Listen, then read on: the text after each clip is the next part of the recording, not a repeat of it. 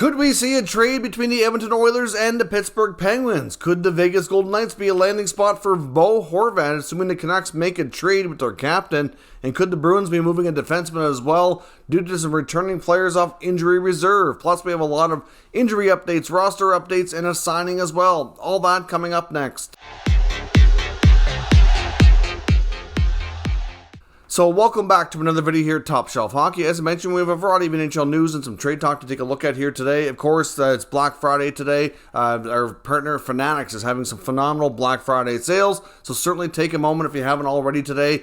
Check out the pinned comment. There'll be a link there to the Fanatics site using our affiliate link. All kinds of great deals if you're planning to make any purchases for not only NHL but any other sports. They have all kinds of stuff for the World Cup of Soccer going on as well. If you want to make a purchase, especially ahead of time for Christmas or the holidays, certainly all kinds of great deals. You probably won't find any cheaper prices than you have right now, so check that out if you haven't done so already. It certainly helps support the channel, and I greatly appreciate it. On to the news of the day. No waiver wire news today, so nobody's on waivers, but we do have several recalls, injury updates, that type of thing, roster adjustments. The Edmonton Oilers have recalled top prospect and defenseman Philip Broberg, so hopefully he'll get into some action. He's recently put up some pretty decent numbers in Bakersfield, so certainly hoping to get into the lineup and make an impact. Some of the other D has probably fair to say struggled a bit this year, so we'll see how much of an impact he can have. The Senators also found out that goalie Anton Forsberg has some sort of a minor injury, so they have recalled Kevin Mandolese from the Belleville Senators as well. Cam Talbot played the game today against the Anaheim Ducks. I don't expect Forsberg to be out too long, but they certainly need reinforcements while he's recovering. The Avalanche made a few roster moves as well, sending Sampo Ranta and Anton Bleed back down to their minor league affiliate. The Buffalo Sabres are getting captain Kyle Okposo back. He returns into action today after being out for a while. And the Lightning have also recalled forward Alex Barré-Boulet. He's going to take the spot on the roster for we don't know how long, but Pierre-Edouard Bellemare is away from the team right now for personal reasons. So we don't know exactly what he's dealing with or what the timelines are, but Barré-Boulet will come up during his absence. A potentially serious situation in Boston today. I mean, they picked up another victory in overtime at home today, so a big win against Carolina, but the Bruins end up losing goaltender Linus Ullmark to an injury. He left early today, what's being called an upper body injury. It's all we know right now, so it's hard to say what kind of timelines we're dealing with. But if he ends out any length of time, I mean, thankfully they do have Jeremy Swayman, who's also a very capable goaltender. But Ullmark was pretty well lights out, arguably the best goalie in the league so far this season. Certainly very, very much in the Vezina conversation, probably along with a guy like Ilya Sorokin in Long Island, two of the best goalies right now in the NHL. His numbers are just phenomenal. So that's bad news to see him hurt. Hopefully it's nothing too long-term or too serious, but certainly until we get further updates from the Bruins, it's kind of hard to say right now. Now, we also saw a signing today, and this very well could be a good draft steal. The Columbus Blue Jackets have signed Halifax Mooseheads forward Jordan Dumais.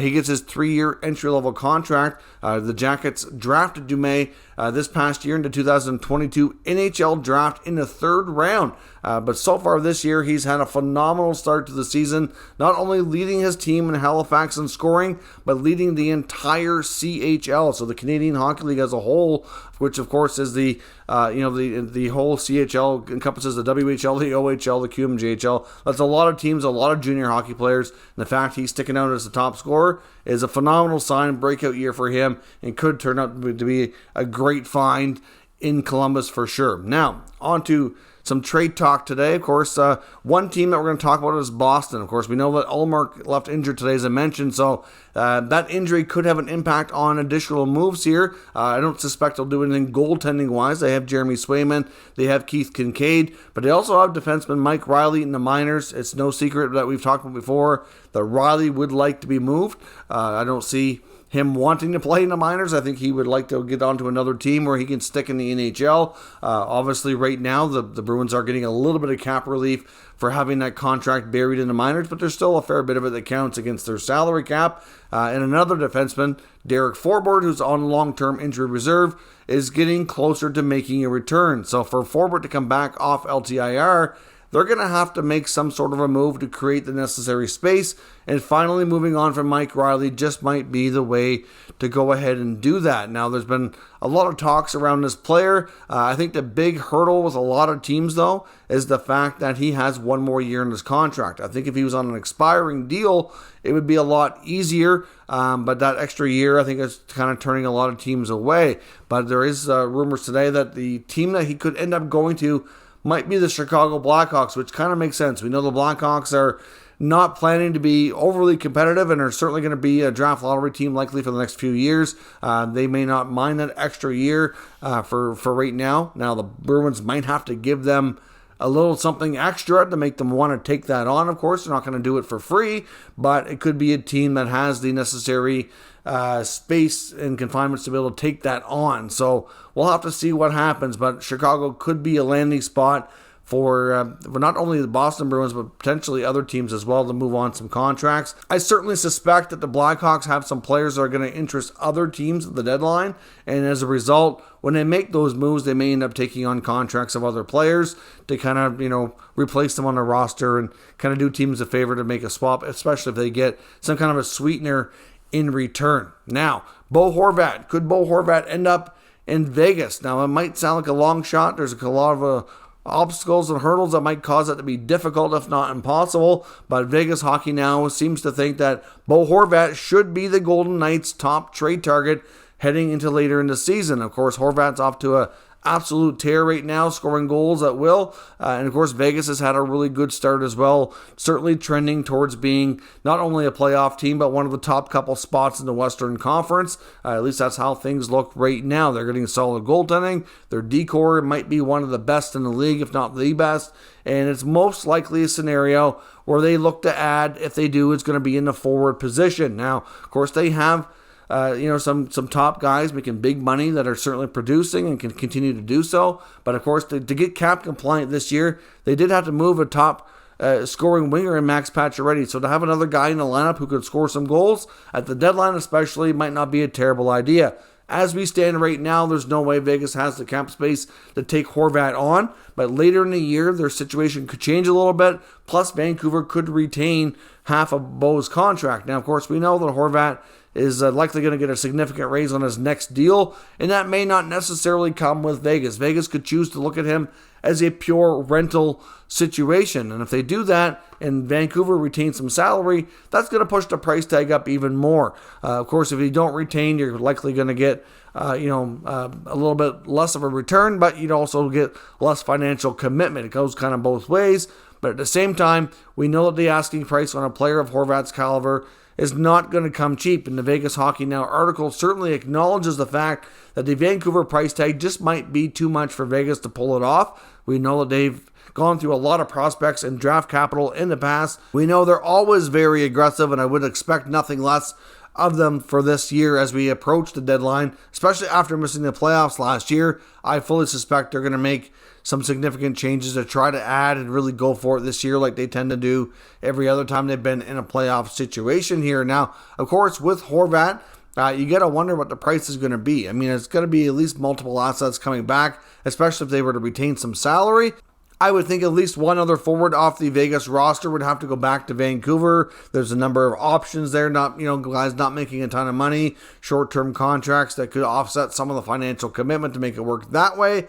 But of course, Vegas isn't exactly deep on prospects, as we know. Like I said, they moved a lot of them. I mean, a guy like Brendan Brisson might be of interest to Vancouver. Would they want to make that kind of a move? I mean, he might be one of the more interesting prospects you could get back in a trade, but would Vegas want to do that? It's hard to say, but certainly it does make some sense that Horvat could be a potential target for Vegas, but between their cap situation, their thin prospect pool, it might be challenging to get it done, and it's quite reasonable to think that being a division rival as well, that the Vancouver Canucks might ask for a bigger price tag from Vegas. That's quite often something we've seen before, but it really boils down to who else is in the mix here on this player, what other teams are going to be making pitches to make a trade, and what kind of other packages they're kind of contemplating in other returns. So we'll have to see, but it'd be very interesting to see if Horvat ends up in another Western Conference, especially Pacific Division team. I even seen another rumor today suggesting maybe the Oilers might want to get in on Horvat.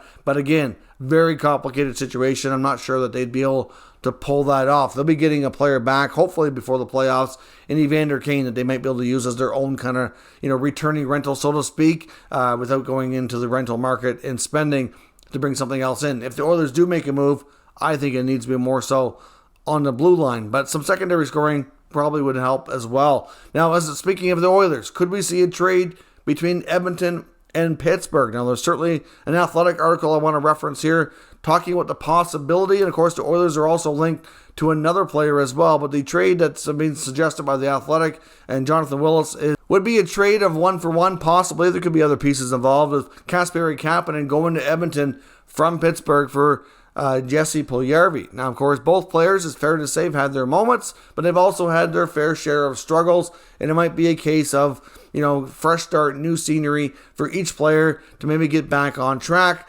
Contract-wise, there's not a huge difference, so the money part shouldn't be too complicated to overcome, and it could be a scenario where they both get onto some different players. They're both had opportunities, though, to play with some pretty high-end quality players. I mean, when Kapanen was first brought to Pittsburgh, he had lots of chances to play with Malkin and never really seemed to seize that opportunity. Of course, Puljujarvi himself has had opportunities as well to play with Leon and McDavid. I don't know that both these guys have very similar reputations. Good players, there's some skill there, but just bringing it out on a consistent basis seems to be a challenge and a difficult task.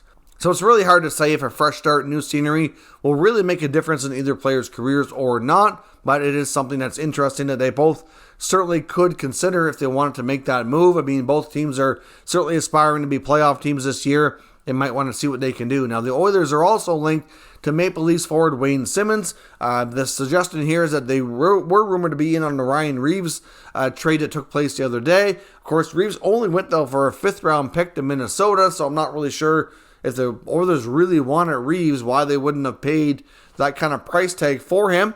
I'm not sure that maybe that's really what they wanted. It'd be interesting to see Ryan Reeves and Evander Kane as well on the same team, given their history and all the rivalries they've had in the past, but that's another story, of course. But Wayne Simmonds, they feel, it could play a similar type of role. Obviously, he's a veteran guy, not afraid to play physical, not afraid to drop the gloves. Could be another veteran presence in there to give them that edge that might be intriguing to the Edmonton Oilers. But at the same time, I'm not entirely convinced that he really wants to leave Toronto. I know he's probably frustrated with not playing a lot and, only getting into a game or two a month. It's not been a whole lot of action for him. But at the same time, I don't think he wants to leave Toronto. But the other thing to factor in here as well is the Leafs at some point might decide they really need his roster spot and cap space and might talk to him about seeing what they can figure out. And Edmonton might be a decent landing spot. But like I said, I think the Oilers are going to possibly try to make a move or two here before the deadline. I'm not sure that a player like Simmonds really will be their top priority, though. I think if anything, they're going to want to address secondary scoring and maybe some help on the blue line. But time will tell if that rumor has anything to it or not. So that is all your latest updates of all the news around the NHL today. Let me know your thoughts on what we discussed down in the comments below. If you're new to the channel, of course, make sure you subscribe. Stick around. We'll keep you up to date with all the latest news, rumors, and analysis of all 32 NHL teams. Thank you for watching, and I'll catch you next time.